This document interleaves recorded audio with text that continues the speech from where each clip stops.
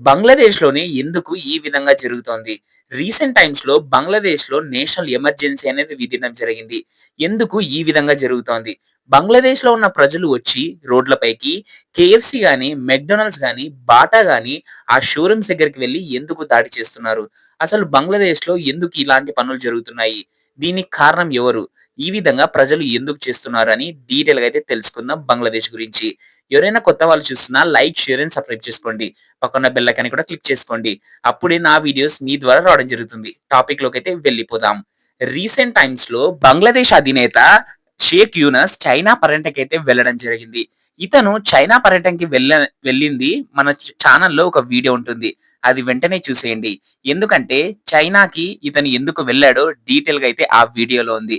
మనం ఈ టాపిక్‌లోకొస్తే ఇతను వెళ్ళిన తర్వాత చైనాకి ఈ విధంగా మన ఇండియా పైన స్టేట్‌మెంట్ ఇవ్వడం జరిగింది. సెవెన్ సిస్టర్ స్టేట్స్‌ని ఏదో విధంగా ఇండియా దగ్గర నుంచి విడగొడదాము అని చైనాలో అయితే ఇతను డిస్కస్ చేశారని ఇంటెలిజెన్స్‌గా రిపోర్ట్ రావడం అయితే జరిగింది మన ఇండియాకి. అది మనం వెంటనే అలర్ట్ అయ్యాం కూడా. కానీ ఇక్కడ ఒక ఇంట్రెస్టింగ్ విషయం జరిగింది. ఇతను చైనా పర్యటనకు వెళ్ళొచ్చిన తర్వాత అంటే మన చైనా పర్యటనకు వెళ్ళొచ్చిన తర్వాత మన ఇండియా గురించి అన్ని విషయాలు మాట్లాడిన తర్వాత రీసెంట్ టైమ్స్‌లోనే ఒక ఇంట్రెస్టింగ్ విషయం జరిగింది. అది ఏంటంటే మన నరేంద్ర మోడీ గారిని ఇతనైతే కలవడం జరిగింది. ఇది చానా కోయిన్సిడెంట్. ఎందుకంటే చైనా పర్యటనకి వెళ్ళిన తర్వాత మన ఇండియా గురించి ఆ కొన్ని కామెంట్స్ చేసిన తర్వాత అతను అక్కడ అలా కూర్చున్నప్పుడు ఎలా సిట్యుయేషన్ ఫేస్ చేశారో నాకైతే అర్థం కావడం లేదు. రీసెంట్ టైమ్స్‌లో మనకేమని బయటకొచ్చిందంటే నరేంద్ర మోడీ గారిని ఇతను ఏం అడిగారంటే షేక్ హసీనా గురించి అయితే అడగడం జరిగింది. మీ దేశంలో మా షేక్ హసీనా గారు ఉన్నారు కదా! మా దేశానికి పంపిస్తారా అని నరేంద్ర మోడీ గారినైతే అడిగారని మనకైతే ఇన్ఫర్మేషన్ రావడం జరిగింది. కానీ నరేంద్ర మోడీ గారు దాని గురించి అయితే ఏమీ పట్టించుకోలేదు. ఇప్పుడు దీని గురించి ఎందుకు చెప్తున్నానంటే ఇతని మైండ్‌సెట్ ఎలా ఉంటుందో చూడండి. ఇప్పుడు మనం తెలుసుకోవాల్సింది ఇతను ఈ దేశాన్ని సరింగా రూల్ చేస్తున్నాడా లేదా అనేదే మనకొకటి ఇక్కడ డౌట్ అనేది ఉంది. నేనిక్కడ మీకోటి డౌట్ క్లారిటీ అయితే చేస్తాను. యూనస్ గారి పక్కన ఇతను కూర్చుంది ఎవరో కాదు ఆర్మీ చీఫ్ అన్నమాట. Bangladesh army chief. ఇతని పేరొచ్చేసి వాకర్ జమీన్. ఇతను రీసెంట్ టైమ్స్‌లో రష్యా వెళ్ళడం జరిగింది. యూనస్ ఏమో చైనాకైతే వెళ్ళడం జరిగింది. కానీ రష్యాకి ఎందుకు వెళ్లారంటే రష్యాలో ఉన్న ఆయుధాలు కొన్ని ఇవ్వండి మాకి అని అడగడానికైతే వెళ్లారు. వీళ్ళిద్దరు చూడండి అంటే వీళ్ళిద్దరిలోనే ఒకరికొకరు లేరన్నమాట. వాళ్ళు ఒకరినొకరు అర్థం కూడా చేసుకోలేదు. ఒక కంట్రీని ఏ విధంగా డెవలప్ చేయాలని. వాళ్ళ మైండ్ సెట్స్ అనేవి ఎలా ఉన్నాయో మీరు ఒక్కసారి అబ్జర్వ్ చేయండి. అదే కాకుండా షేక్ హసీనా గారు ఉన్నప్పుడు వీళ్ళిద్దరూ ఒకే అండర్‌స్టాండింగ్ మీద ఉండి వాళ్ళు వాళ్ళ బంగ్లాదేశ్ దేశాన్ని ఎంతో డెవలప్ చేయడానికే చూసారు. షేక్ హసీనా గారు ఉన్నప్పుడు బంగ్లాదేశ్‌ని అసలు ఈ సిట్యుయేషన్‌లో మనం చూసేవాళ్ళమే కాదు. రీసెంట్ టైమ్స్‌లో మనం చూసుకుంటే మన ఇండియాతో కూడా వాళ్ళకి మంచి రిలేషన్‌షిప్స్ అయితే ఉన్నాయి. At the same time Narendra Modi గారు, షేక్ హసీనా గారు కూడా బంగ్లాదేశ్‌కి ఎంతో హెల్ప్ చేయాలని నరేంద్ర మోడీ గారు కూడా చానా ట్రై చేయడం కూడా జరిగింది. ఇక్కడ మనం ఒకటి తెలుసుకోవాల్సింది బంగ్లాదేశ్‌లో హైయెస్ట్ స్విచ్చింగ్ అనేది జరుగుతుంది క్లాత్‌కి. ప్రపంచవ్యాప్తంగా బంగ్లాదేశ్ నుంచే ఎక్స్‌పోర్ట్ అవుతాయి. అట్ ద సేమ్ టైమ్ ఇది బంగ్లాదేశ్‌లోనే తయారవుతుంది. బంగ్లాదేశ్ నంబర్ 1 ఉంది ఎక్స్‌పోర్ట్ చేసే దాంట్లో మొత్తం క్లాత్ ఇండస్ట్రీలో. ఈ విధంగా హైలైట్ బంగ్లాదేశ్‌ని చేసింది షేక్ హసీనా గారు.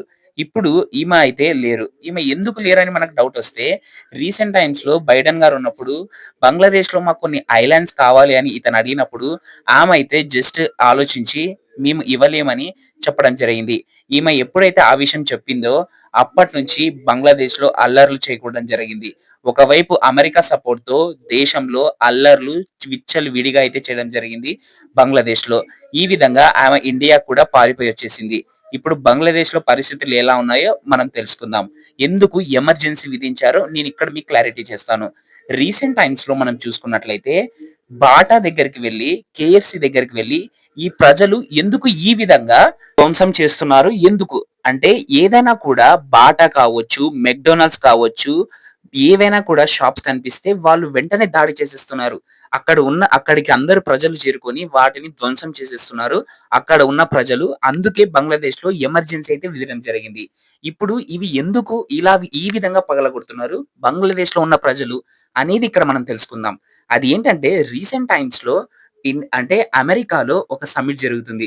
అది ఏంటంటే మైక్రోసాఫ్ట్ గురించి. మైక్రోసాఫ్ట్ అధినేతలు, అదే విధంగా బిల్ గేట్స్, సత్యనారాయణ గారు ఇలా పెద్ద పెద్దలు అందరూ కూర్చొని అక్కడ మాట్లాడుకుంటున్నారు. ఏ విధంగా కంపెనీ ఇంత పైకొచ్చింది, మేము ఎంత కష్టపడ్డాము, దీనికి ఎంత కృషి చేశాము, మీ అందరూ కూడా ఎంతో సపోర్ట్ చేశారని ఈ విధంగా అయితే వాళ్ళు డిస్కస్ చేస్తున్నారు. ఈ డిస్కషన్‌లోనే ఒక ఇంట్రెస్టింగ్ విషయం జరిగింది. ఒక అమ్మాయి అంటే ఒక ముస్లిం అమ్మాయి లేసి, "మీరు ఈ విధంగా తప్పు చేయకూడదు. మీకి అసలు మనస్సాక్షనే లేదు. మీరు మనుషులే కాదు" అని ఈ విధంగా వాళ్ళని ఎలా పడితే అలా తిట్టడం స్టార్ట్ చేసింది. అక్కడ ఉన్న వాళ్ళంతా ఈమెని చూస్తూ షాక్‌కి గురవుతున్నారు. ఎందుకు ఈమె ఈ విధంగా తిట్టడం మొదలుపెట్టిందంటే, ఈమె ఒక ముస్లిం అమ్మాయి. గాజా, ఇజ్రాయెల్ యుద్ధం మనందరికీ తెలిసిందే. ఈ గాజా, ఇజ్రాయెల్ యుద్ధంలో ఎంతోమంది ప్రాణాల నష్టాలు కోల్పోయారు. ఎందుకంటే మైక్రోసాఫ్ట్‌కి ఈ గాజా, ఇజ్రాయెల్‌కి ఏం సంబంధం అంటే, మైక్రోసాఫ్ట్ నుంచే ఇజ్రాయెల్‌కి సాఫ్ట్‌వేర్ అండ్ హార్డ్‌వేర్‌వి అయితే వెళ్తాయి. వీళ్ళు అవి యుద్ధ విమానాలతో పెట్టుకొని వాళ్ళైతే గాజా పైనైతే అటాక్ చేయడం జరిగింది. ఈ ముస్లిం అమ్మాయి అందుకే ఈ వీళ్ళ మీద అంతరంగా అరిసి వాళ్ళని ఆ విధంగా అయితే తిట్టడం జరిగింది. ఇప్పుడు మైక్రోసాఫ్ట్‌ది తప్పు కాదు. ఎందుకంటే వాళ్ళ కంపెనీ షేర్స్ కోసం వాళ్ళు ఏదైనా చేస్తారు. ఇక్కడ ఎందుకు బంగ్లాదేశ్‌లో ఎమర్జెన్సీ విధించారు అంటే అందుకే. ఇప్పటినుంచి బంగ్లాదేశ్‌లో కేఎఫ్‌సి కానీ, మెక్‌డొనాల్డ్స్ కానీ అవి అమెరికా కంపెనీస్ కాబట్టి అవి ఇక్కడ బంగ్లాదేశ్‌లో అమ్మకూడదు అని అక్కడ ఉన్న మా వాళ్ళు అక్కడ ఎంతోమంది చనిపోతున్నారనైతే వాళ్ళు చెప్పడం జరుగుతోంది. మా వాళ్ళు అని ఎందుకంటున్నారంటే అక్కడ ఉంది కూడా ముస్లిమ్స్ కాబట్టి. రీసెంట్ టైమ్స్‌లో డొనాల్డ్ ట్రంప్ గారైతే మేము ఇజ్రాయెల్‌కి సపోర్ట్ చేస్తున్నామని వాళ్ళైతే క్లియర్‌గా అయితే చెప్పడం జరిగింది. అందుకే ఇతను గాజాకి సపోర్ట్ చేయలేదు కాబట్టి అమెరికాలో ఉన్న కంపెనీస్‌ని ఏదో విధంగా ధ్వంసం చేయాలని బంగ్లాదేశ్ ప్రజలు అందుకే ఈ విధంగా వాళ్ళ బాధని వ్యక్తం చేస్తున్నారు. అందుకే ఈ విధంగా అయితే ఎమర్జెన్సీ కూడా బంగ్లాదేశ్‌లో నిర్వహించడం జరిగింది.